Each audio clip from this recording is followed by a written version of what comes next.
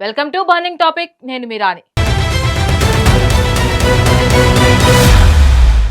ఉక్రెయిన్తో సుదీర్ఘకాలంగా సాగుతున్న రణరంగంలో గెలవడమే లక్ష్యంగా రష్యా అధ్యక్షుడు వ్లాదిమిర్ పుతిన్ సరికొత్త ఆయుధాన్ని తెరపైకి తెచ్చారు. అయితే ఈసారి ఆయన ప్రయోగించింది క్షిపణులు కాదు, అప్పుల భారంతో నలిగిపోతున్న రష్యా యువతను ఆకర్షించే ఒక భారీ లోన్ వైవర్ అస్త్రాన్ని. రక్షణ శాఖతో ఒప్పందం కుదుర్చుకొని యుద్ధంలోకి అడుగుపెట్టే కొత్త రిక్రూట్లకు ఏకంగా ₹1,33,00,000 వరకు పాత రుణాలను పూర్తిగా మాఫీ చేస్తూ పుతిన్ సంచలన ఉత్తర్వులపై సంతకం చేశారు.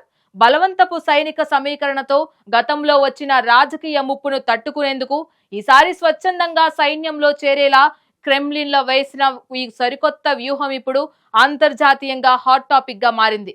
అప్పుల విముక్తి కోసం రష్యా యువత ప్రాణాలను పణంగా పెట్టేందుకు సిద్ధమవుతుందా? ఈ వ్యూహం వెనుక ఉన్న అసలు కథేంటో తెలుసుకోవాలంటే లెట్స్ వాచ్.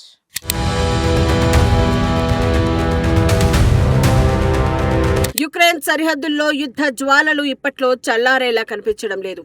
ఈ సుదీర్ఘ పోరాటంలో రష్యా సైన్యానికి సరికొత్త రక్తాన్ని ఎక్కించేందుకు క్రెమ్లిన్ సరికొత్త ఆర్థిక అస్త్రాన్ని ప్రయోగించింది. రక్షణ శాఖతో ఒప్పందం కుదుర్చుకుని యుద్ధ రంగంలోకి అడుగుడే కొత్త రిక్రూట్లకు భారీ రుణమాఫీ ప్రకటిస్తూ అధ్యక్షుడు వ్లాదిమిర్ పుతిన్ చట్టబద్ధమైన ఉత్తర్వులపై సంతకం చేశారు. సైన్యంలో చేరేలా యువతను, ఆర్థిక ఇబ్బందుల్లో ఉన్న పౌరులను ఆకర్షించేందుకు క్రెమ్లిన్ ఈ సరికొత్త ప్యాకేజీని డిజైన్ చేసింది. అడగనిదే అమ్మైనా అన్నం పెట్టదు అంటారు. కానీ ఇక్కడ పుతిన్ మాత్రం యువత అడగకుండానే కోట్లాది రూపాయల రుణ విముక్తిని ఎరగవేశారు. కొత్తగా ఆర్మీలో చేరే సైనికులకు గరిష్టంగా 10 మిలియన్ రూబుల్స్ వరకు ఉన్న పాత అప్పులను రష్యా ప్రభుత్వం పూర్తిగా రద్దు చేయనుంది.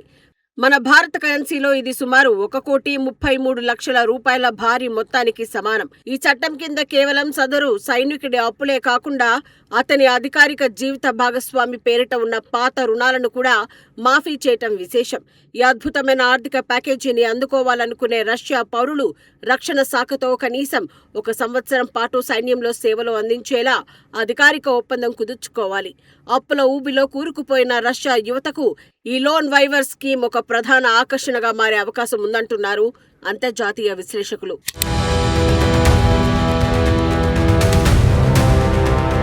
ఈ రుణ విముక్తి పథకం అందరికీ కాకుండా కొన్ని నిర్దిష్ట నియమ నిబంధనలకు లోబడి మాత్రమే వర్తిస్తుందని రష్యా ప్రభుత్వం స్పష్టం చేసింది. మే 1 కంటే ముందు నుంచే బ్యాంకులు లేదా ఇతర ఆర్థిక సంస్థల్లో ఉన్న రుణాలకు మాత్రమే ఈ మాఫీ వర్తిస్తుందని చట్టంలో పేర్కొన్నారు. రిక్రూట్ అవ్వడానికి ముందే ఏ రుణాలపైన అయితే కోర్టు ఉత్తర్వులు జారీ అయ్యి రికవరీ ప్రక్రియ నడుస్తుందో అటువంటి వాటిని మాత్రమే రద్దు చేస్తారు. గడువు దాటిన మొండి బకాయిలను మాత్రమే ప్రభుత్వం టార్గెట్ చేయడం ఇక్కడ గమనార్హం. 6 నెలలు సావాసం చేస్తే వీరుడు సూర్యుడు అవుతాడు అన్నట్లుగా ఏడాది పాటు రష్యా రక్షణ శాఖతో సావాసం చేస్తే గాని ఈ అప్పుల విముక్తి సాధ్యం కాదు. ఒకవేళ యుద్ధ రంగంలో సదరు సైనికుడు మరణించినా లేదా తీవ్రంగా గాయపడి శాశ్వత వికలాంగుడిగా మారినా ఆ కుటుంబానికి పెద్ద ఉపశమనం లభిస్తుంది.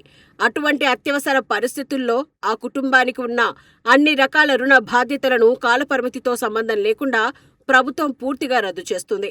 కష్టకాలంలో కాపాడేవాడే నిజమైన బంధువు అన్న చందంగా ప్రాణత్యాగానికి సిద్ధపడిన సైనిక కుటుంబాలకు రష్యా ప్రభుత్వం ఈ రకమైన భరోసా కల్పిస్తోంది.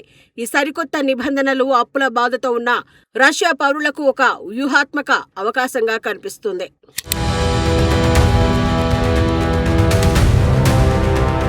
రష్యా ఈ సరికొత్త ఆర్థిక అస్త్రాన్ని ఎంచుకోవడానికి వెనుక బలమైన కారణాలు, అంతర్జాతీయ వ్యూహాలు ఉన్నాయి. యుక్రెయిన్తో యుద్ధం ప్రారంభమై 4వ సంవత్సరంలోకి ప్రవేశించిన తరుణంలో రష్యాకు మానవ వనరుల కొరత రాకుండా చూసుకోవడం అత్యంత కీలకంగా మారింది. గతంలో రష్యా ప్రభుత్వం బలవంతపు పాక్షిక సైనిక సమీకరణ చేపట్టినప్పుడు దేశవ్యాప్తంగా తీవ్ర నిరసనలు వ్యక్తమయ్యాయి. ఆ సమయంలో వేలాది మంది యువకులు సైన్యంలో చేరడం ఇష్టం లేక దేశం విడిచి పారిపోయిన పరిస్థితిని మనం చూశాం. కుక్కకాటుకు చెప్పుదెబ్బ అన్నట్లుగా నాటి నిరసనలకు భిన్నంగా పుతిన్ ఈసారి స్వచ్ఛంద వ్యూహాన్ని తెరపైకి తెచ్చారు. అటువంటి రాజకీయ ముప్పు మళ్లీ రాకుండా ఉండేందుకు పుతిన్ ప్రభుత్వం ఈసారి సరికొత్త ఎరను వేసింది. సైన్యంలో స్వచ్ఛందంగా చేరేలా భారీ నగదు బోనస్లు, ఉచిత ఉన్నత విద్యా ప్రవేశాలు వంటి ప్రోత్సాహకాలను అందిస్తోంది. ప్రభుత్వ భూముల అద్దె హక్కుల పొడిగింపు వంటి వినూత్న ఆర్థిక ప్రయోజనాలను కూడా యువత ముందుకు తెచ్చింది. ప్రాణాలు పరంగా పెట్టే యుద్ధానికి అప్పుల మాఫీని ముడిపెట్టడం రష్యా అంతర్గత అవసరాలకు అద్దం పడుతోంది.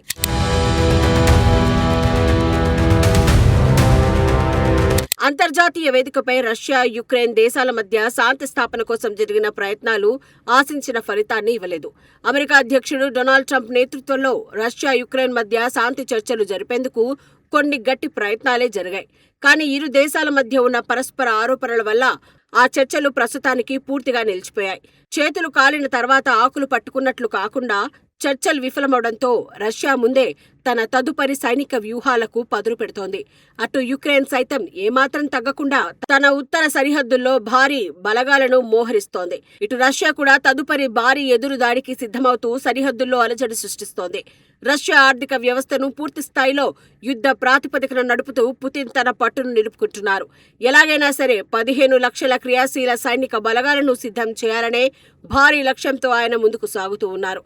ఈ తరహా దూకుడు నిర్ణయాలను అమలు చేయడం ద్వారా అంతర్జాతీయ సమాజానికి రష్యా ఒక బలమైన సంకేతాన్ని పంపుతోంది.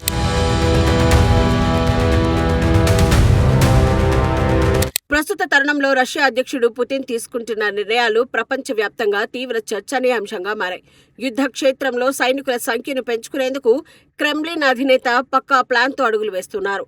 ఉపాయం లేని వానికి ఊరంతా శత్రువే అన్నట్లు కాకుండా పుతిన్ తన ఆర్థిక ఉపాయంతో ప్రత్యర్థులకు సవాల్ విసురుతున్నారు. అప్పుల ఊబిలో కూరుకుపోయిన రష్యా యువతకు ఈ లోన్ వైవర్ స్కీమ్ ఒక ప్రధాన ఆకర్షణగా మారే అవకాశం ఖచ్చితంగా ఉంది. కోట్లాది రూపాయల రుణాల నుంచి విముక్తి లభిస్తూ ఉండటంతో యువత సైన్యంలో చేరేందుకు మొగ్గు చూపే అవకాశాలు కనిపిస్తున్నాయి.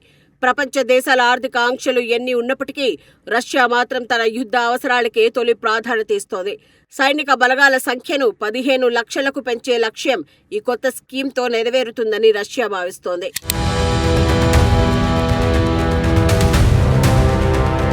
కేవలం ఆయుధాలతోనే కాకుండా ఆర్థిక ప్యాకేజీలతో కూడా యుద్ధాన్ని గెలవచ్చని రష్యా నిరూపించాలనుకుంటోంది. అప్పుల విముక్తి కోసం రష్యా యువత ఏ మేరకు తుపాకీ పట్టుకోవడానికి సిద్ధపడతారనేది వేచి చూడాలి. ఈ సరికొత్త వ్యూహం యుక్రెయిన్ యుద్ధ గమనాన్ని ఎలా మార్చబోతోందో వేచి చూడాల్సిందే.